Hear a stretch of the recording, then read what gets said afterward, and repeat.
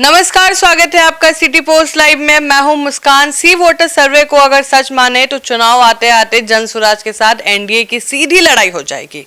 सी voter सर्वे के अनुसार तेजस्वी यादव के साथ साथ अब नीतीश कुमार के ग्राफ में गिरावट आ रही है, लेकिन प्रशांत किशोर की जो लोकप्रियता है उसका ग्राफ जो है लगातार बढ़ते जा रहा है।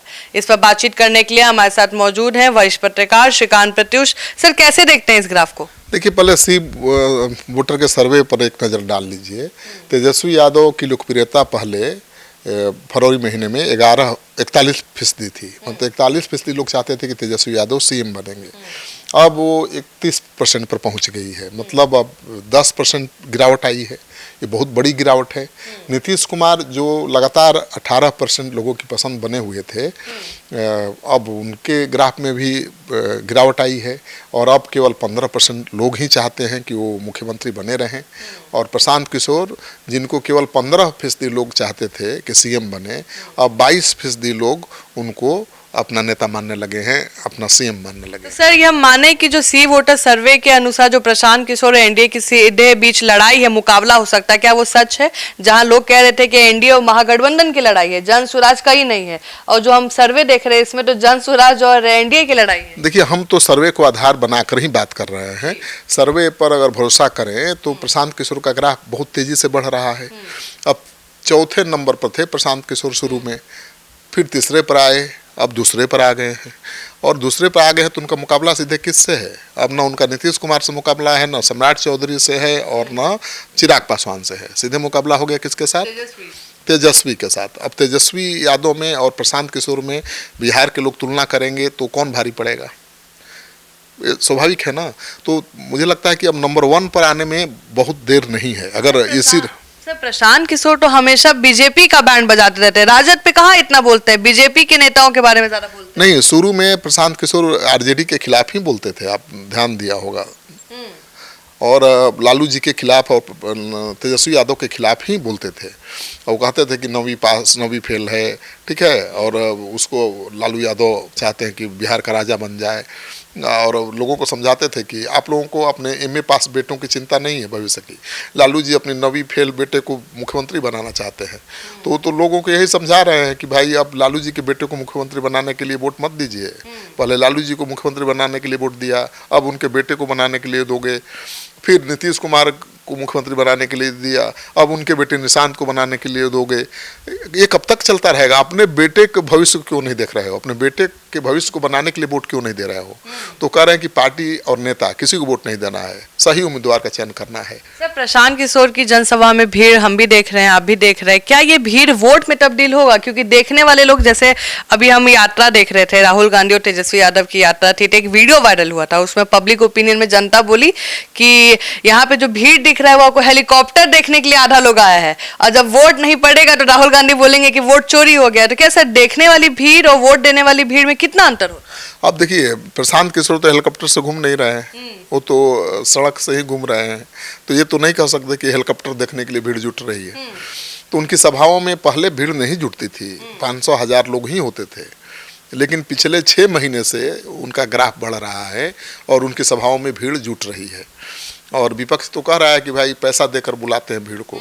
तो कौन ऐसा नेता है, कौन ऐसी पार्टी है जो अपनी रैली में लोगों को सुविधा देकर नहीं बुलाती है? ठीक है, लेकिन ये कहना कि केवल पैसे के बल पर वो भीड़ जुटा लेते हैं, ये संभव नहीं है। कितना लोगों को पैसा देंगे? अब उनकी सभाओं में 15-20 हज़ार लोग आने लगे हैं, सबको पैसा दे देंगे प्रशांत किशोर? अरे 20,000 की भीड़ आ रही है तो उसमें से मुश्किल से वो 3-4 हज़ार लोगों को ला सकते हैं। विपक्ष बोल रहे हैं कि मैनेजमेंट है, सोशल मीडिया से मैनेजमेंट करके लोग बुलाते हैं। ठीक है, जो भी कारण है, लेकिन लोग उनको सुनने तो आ रहे हैं ना, और लोग सुनेंगे तो उन पर असर भी तो पड़ेगा। तो लोग उनको सुन रहे हैं, उनकी बातों को समझ रहे हैं। पहले तो लोग समझ ही नहीं रहे थे, विश्वास ही नहीं कर रहे थे कि प्रशांत किशोर भी बिहार की राजनीति में कुछ कर पाएंगे। और आप देखती नहीं थी, सारे राजनीतिक दलों के नेता उनको नज़रअंदाज कर रहे थे, बोल वोट भी नहीं काट पाएंगे। ठीक है, बाद में लगे सब कहने की तो वोट कटवा है, वोट काटेंगे। आरजेडी ने कहा कि हमारा वोट काट रहे हैं ये, ठीक है, बीजेपी को जिताने आए हैं, बीजेपी की बी टीम है। जब बीजेपी के पीछे पड़े प्रशांत किशोर, अभी पड़े ही हुए हैं, तो अब आरजेडी वाले खुश हैं कि अरे ये तो बीजेपी का वोट काट रहे हैं, हमारा वोट तो एकदम ठीक ठाक है। तो तेजस्वी यादव ये समझ नहीं रहे हैं कि बीजेपी का वोट काट रहे हैं, ये उनके लिए बहुत बड़े खतरे की घंटी है। जैसे ही प्रशांत किशोर बीजेपी का वोट काटेंगे तो आरजेडी के वोट बैंक में बड़ी संधमारी होगी, जान लीजिए। क्योंकि जैसे ही दिखेगा बिहार के अल्पसंख्यकों को कि प्रशांत किशोर बीजेपी को हरा सकते हैं, तो जो आरजेडी के साथ अभी नजर आ रहे हैं अल्पसंख्यक, प्रशांत किशोर के साथ नजर आएंगे। सर, महागठबंधन के नेताओं का मानना है कि प्रशांत किशोर एनडीए को नुकसान पहुंचा रहे हैं, सीधी लड़ाई होगी। सर, उनका कहना है कि हमारा जो वोट बैंक है वो एमवाई समीकरण का है और वो प्रशांत किशोर को पूछने नहीं जाएगा। कितने मुस्लिम लोग प्रशांत किशोर पर भरोसा करेंगे? नहीं, ये तो बात सही थी। पहले तक, कुछ दिन पहले तक तो यही बात थी कि मुसलमानों के मन में भी ये संशय था कि प्रशांत किशोर केवल आरजेडी को हराने के लिए आए हैं, बीजेपी को फायदा पहुंचाने के लिए आए हैं, या बीजेपी के वोट बैंक में भी संधमारी कर पाएंगे। तो अब तो बीजेपी ही घबराई हुई है, बीजेपी के वोट बैंक में ही संधमारी करते हुए दिखाई दे रहे हैं और बीजेपी पर ही हमलावर ज़्यादा हैं वो।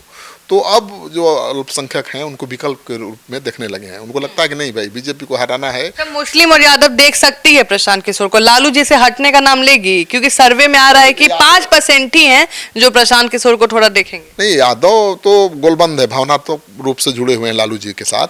वो तो आरजेडी के लिए ही वोट करेंगे। लेकिन जो पढ़े लिखे यादव हैं, यंग यादव हैं, जो हमेशा से बीजेपी के लिए या दूसरे दलों के लिए वोट करते रहे हैं, वो जन स्वराज के लिए वोट कर सकते हैं। और अल्पसंख्यक को कोई प्रेम नहीं है लालू जी से, वो मजबूरी में वोट देते रहे हैं कि बीजेपी को हराना है। लेकिन बीजेपी को जहां हराने की स्थिति में होंगे प्रशांत किशोर, वहां जन स्वराज के पक्ष में मुसलमानों की गोलबंदी हो जाएगी। और अभी जिस तरह से वो बीजेपी के वोट बैंक में संधमारी कर रहे हैं, अति पिछड़ा वोट बैंक में, स्वर्ण वोट बैंक में, उससे तो मुसलमान बहुत आसानी से उनसे जुड़ने लगे हैं। उनकी सभाओं में नहीं देखती हैं मुसलमान ज़्यादा आ रहे हैं। सर, राजनीतिक दल का सवाल होता है कि जैसे हम मान लें एनडीए का स्वर्ण जाति का वोट रखते हैं, कांग्रेस से अभी दलित पे फोकस की है, राजद एमवाई समीकरण को लेकर चल रही है, तो राजनीतिक दल पूछते हैं कि भाई प्रशांत किशोर का कौन से दल में प्रभाव है? दल का नाम भी ना बोलते हैं कि ब्राह्मण का प्रभाव है। हाँ। तो उनका क्या वोट बैंक है? हाँ। तो हर नेता ये मान कर चलता है कि हमारी जाति का वोट बैंक मेरा है। तेजस्वी यादव मानते हैं कि 14-15% यादव है। क्या माने कि ब्राह्मण का वोट बैंक प्रशांत किशोर का है? प्रशांत किशोर कहाँ कर रहे हैं कि ब्राह्मण का वोट मेरा है, राजपूत का वोट मेरा है? कभी नहीं कर रहे हैं। ये नेताओं का कहना है। जो बीजेपी आरजेडी के नेता हैं वो सवाल पूछते हैं ना, प्रशांत किशोर बताएं उनका वोट बैंक कहाँ है, कौन है उनका वोट बैंक? हमारे पास तो यादव हैं, मुसलमान हैं। तेजस्वी यादव कहते हैं ना भाई, बीजेपी कहते हैं कि हमारे साथ तो बनिया है, हमारे साथ स्वर्ण समाज है, प्रशांत अति पिछड़ा है, दलित है। प्रशांत किशोर के साथ कौन है? तो प्रशांत किशोर कह रहे हैं कि हमारा कोई एक जाति का वोटर नहीं है और हम किसी एक जाति का वोट नहीं लेंगे। हमको हर जाति के लोग, हर मजहब के लोग वोट देंगे। और उनको तो वोट कटवा भी कहते थे लोग, अब कहने लगे हैं ये नहीं, ये तो वोट काटने आए हैं। तो कह रहे हैं कि हाँ, हम वोट कटवा हैं, सबसे बड़े वोट कटवा हैं, मान चुके हैं प्रशांत किशोर। हाँ, लेकिन वो क्या कह रहे हैं कि इतना वोट काटेंगे बीजेपी और महागठबंधन का, इतना काटेंगे कि खत्म हो जाएंगे। मतलब वोट काटवा, अब वोट काटेंगे नहीं तो जीतेंगे कैसे? वो कह रहे हैं कि एक का नहीं वोट काटेंगे, हम सबका काटेंगे। हम यादव का भी वोट काटेंगे, मुसलमान का भी काटेंगे, ब्राह्मण का भी काटेंगे, ठाकुर भूमिहार का भी काटेंगे, अति पिछड़ा दलित सबका काटेंगे। और इतना काटेंगे कि महागठबंधन धराशायी और एनडीए धराशायी।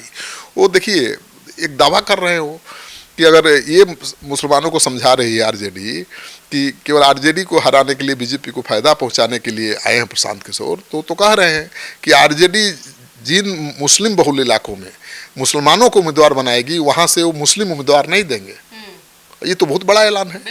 करें कि आरजेडी हिम्मत दिखाए, जितने मुस्लिम बहुल विधानसभा क्षेत्र हैं वहां से मुसलमान को खड़ा करें, हम दूसरी जाति का उम्मीदवार देंगे। हम केवल वोट काटने नहीं आए हैं, हम तो इतना काटने आए हैं कि सब खत्म हो जाए, और हम व्यवस्था परिवर्तन के लिए आए हैं।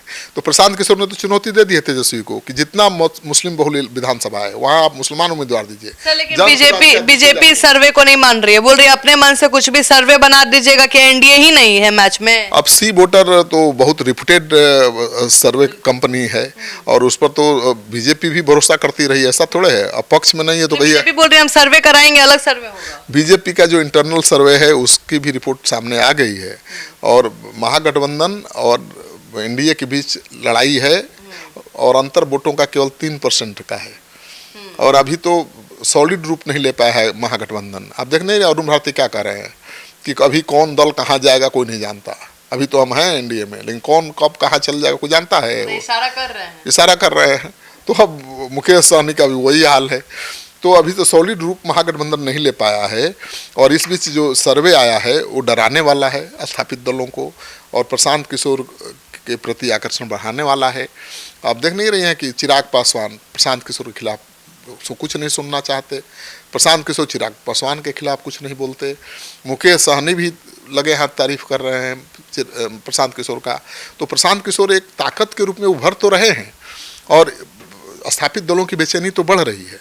क्योंकि देखिए पहले तो लग रहा था कि वो आरजेडी का वोट काटेंगे और बीजेपी को फायदा पहुंचाएंगे। अब बीजेपी को लग रहा है कि हमारा ही वोट काट रहे हैं सबसे ज़्यादा। तो अब आरजेडी निश्चिंत है कि तब तो कोई बात नहीं है, बीजेपी का काटेंगे तो चिराग पासवान ने काटा था, जेडीयू का हम जीत गए थे, तो वैसे ही फायदा हो जाएगा। लेकिन प्रशांत किशोर कह रहे हैं कि हम बीजेपी को जितना काटेंगे उतना ही आरजेडी को भी काटेंगे, मतलब खत्म कर देंगे दोनों को। तो लड़ाई अगर प्रशांत किशोर का ग्राफ ऐसे ही बढ़ता रहा, सर्वे पर हम बात कर रहे हैं, हम नहीं कह रहे हैं कि प्रशांत किशोर सरकार बना लेंगे पहले टर्म में, बहुत मुश्किल काम है, और बना भी लेंगे तो विश्वास नहीं हो रहा है बिहार में, ठीक है ना। लेकिन प्रशांत किशोर का ग्राफ जिस तरह से सर्वे के हिसाब से बढ़ रहा है, वो तो स्थापित दलों की चिंता बढ़ाने वाली है, और वो साबित करता है, दिखाता है कि आने वाले दिनों में लड़ाई महागठबंधन एनडीए के बीच नहीं, एनडीए और जनसुराज के बीच हो सकती है। अगर ऐसा हुआ तो भी प्रशांत किशोर की बहुत बड़ी सफलता मानी जाएगी। तो आप सुन रहे थे पूरे डिबेट को, अब देखते हैं किसके बीच मुकाबला होगा, कौन बनेगा सिकंदर। फिलहाल इस खबर में इतना ही, आगे की खबरों के लिए बने रहे हमारे साथ, तब तक के लिए धन्यवाद।